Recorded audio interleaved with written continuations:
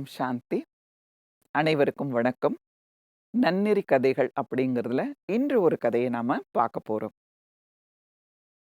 ஒரு குரு, அவர் முனிவர். அவர் என்ன பண்றாரு, தன்னுடைய சிஷ்யர்களோட அப்படியே கூட்டிட்டு போயிட்டு இருக்காரு. எப்பொழுதுமே அந்த காலத்துல எல்லாம் பார்த்தீங்க அப்படின்னா, குருமார்கள் எல்லாம் பொதுவா சொல்லிக் குடுக்கறத பிராக்டிகலாவே சொல்லிக் குடுப்பாங்க. அப்பதான் மாணவர்களுடைய மனசுல பதியும் அப்படிங்கிறதுக்காக தன்னுடைய வாழ்க்கை நன்னெறிகளை எல்லாம் அவர்கள் பிராக்டிக்கல் லைஃப்ல பிராக்டிக்கல் உதாரணத்தை வச்சு அவங்க சொல்லிக் கொடுத்துட்டு இருக்காங்க. அப்படி ஒரு குருமார் என்ன பண்றாரு அப்படின்னா, தன்னுடைய சிஷ்யர்களோட ஒரு காட்டு பகுதியில அவங்களை எல்லாம் கூட்டிட்டு போயிட்டு இருக்காரு. அப்படி கூட்டிட்டு போயிட்டு இருக்கும் பொழுது, அங்க ஒரு சின்ன ஒரு செடி முளைச்சிருக்கு. உடனே குரு என்ன பண்றாரு, தன்னுடைய சிஷ்யனை பார்த்து, "சிஷ்யா, நீ அந்த செடிய எடுத்துரு, வேண்டாம்" அப்படின்னு சொல்றாரு.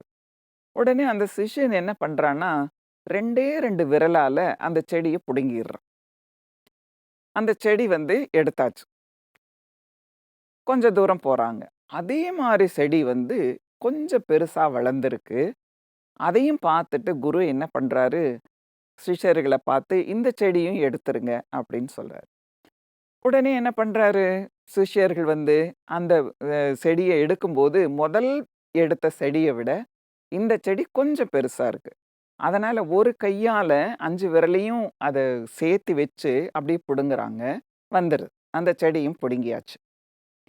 மறுபடியும் கொஞ்சம் தூரம் அப்படியே கூட்டிட்டு போறாரு குரு. அதே செடி இன்னும் கொஞ்சம் பெருசா வளர்ந்திருக்கு. அதையும் புடுங்குங்க அப்படின்னு சொல்றாரு. உடனே ஒரு சிஷ்யன் என்ன பண்ண 2 கைய வச்சு புடுங்கும்போது அந்த செடி வெளியில வந்துருது. மறுபடியும் கொஞ்சம் தூரம் போம்போது அதே செடி கொஞ்சம் பெரிய செடியா வளர்ந்திருக்கு. ஒரு 5 அடிக்கு வளர்ந்திருக்கு. உடனே சொல்றாரு குரு "இதையும் எடு பார்க்கலாம்" அப்படிங்கிறாரு. அப்போ ஒருத்தர் முயற்சி பண்றாரு, முடியல. 2 பேர் முயற்சி பண்றாங்க, முடியல.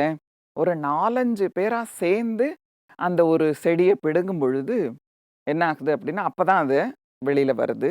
அத பிடுங்க முடியுது. ஓகே.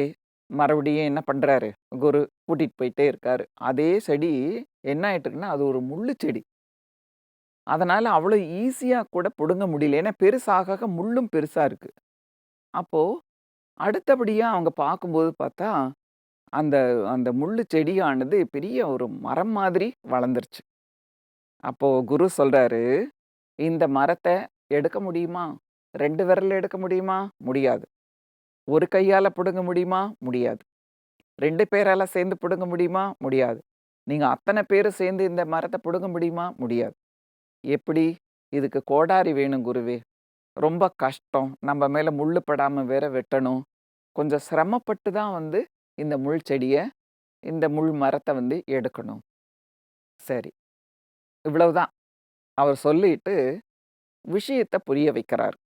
என்ன விஷயம் அப்படின்னா, நீ வாழ்க்கையில முதல்ல ஒரு சிறிய தவறு செய்யறேன்னு வச்சுக்கோயேன்.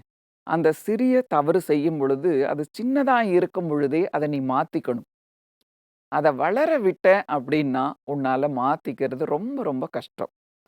பொதுவா பார்த்தீங்க அப்படின்னா, இந்த உலகத்துல "டேய், இன்னைக்கு சிகரெட்டு ஒண்ணு குடிச்சு பாருடா" அப்படின்னு சொல்லுவாங்க. உடனே ஃபர்ஸ்ட் டைம் இவன் என்ன பண்ணுவான் அப்படின்னா, சிகரெட் குடிக்கிறேன் அப்படின்னு சொல்லிட்டு, குடிச்சு பார்க்கலான்னு இருமிக்கிட்டே ஒண்ணு குடிச்சிடுவான்.